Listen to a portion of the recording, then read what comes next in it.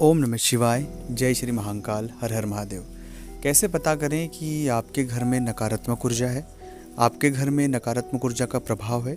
और नकारात्मक ऊर्जा का प्रभाव हमारे घरों पर बहुत होता है। इवन जब कभी भी बहुत सारे जातकों से बात होती है तो उनकी कुंडली तो बहुत सारी चीज़ें बताती है, लेकिन कई बार कुंडली में सब चीज़ें बेहतर होने के बाद भी, जीवन में सब कुछ चीज़ें बेहतर होने के बाद भी हमारे कार्य नहीं हो पाते, हमें बहुत सी परेशानियां झेलना पड़ती है और जीवन में वो चीज़ें होती दिखाई देती जो हम डिज़र्व नहीं करते। मतलब सभी चीज़ें नकारात्मक होती है। ऐसा आपने देखा होगा आपके साथ कि आप तो बहुत अच्छे इंसान हैं, बहुत सरल हैं, बहुत सहज हैं, हमेशा लोगों की मदद करते हैं, लेकिन उसके बाद भी आपके साथ चीज़ें बुरी होती है।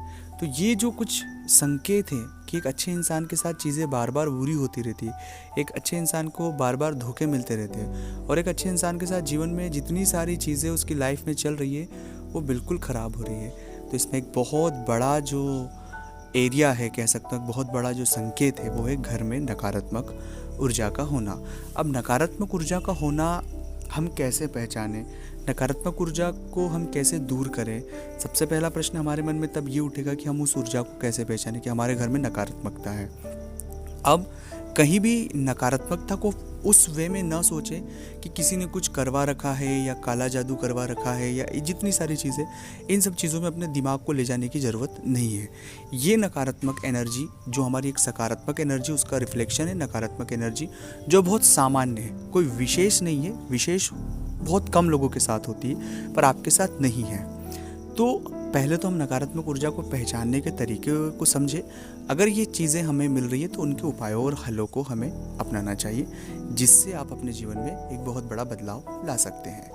अगर अभी तक आपने चैनल को सब्सक्राइब नहीं किया है, चैनल से नहीं जुड़े हैं, प्लीज़ आप चैनल को सब्सक्राइब करें, चैनल से जुड़े, कमेंट्स में भोलेनाथ का नाम लिखें। और अगर आप चाहते हैं अपनी कुंडली का विश्लेषण हमसे करवाना, जैसे जीवन में कोई तकलीफ, परेशानी या आप के मन में कोई प्रश्न चल रहे हैं, जिन प्रश्नों का उत्तर हमसे आप चाहते हैं, जवाब चाहते हैं, तो स्क्रीन पर हमारे नंबर चल ही रहे हैं, आप व्हाट्सएप पर अपॉइंटमेंट लें और फिर बात कर सकते हैं। जन्म तारीख, जन्म समय, जन्म स्थान पता होना अनिवार्य है और फीस पे करके आप बात कर सकते हैं।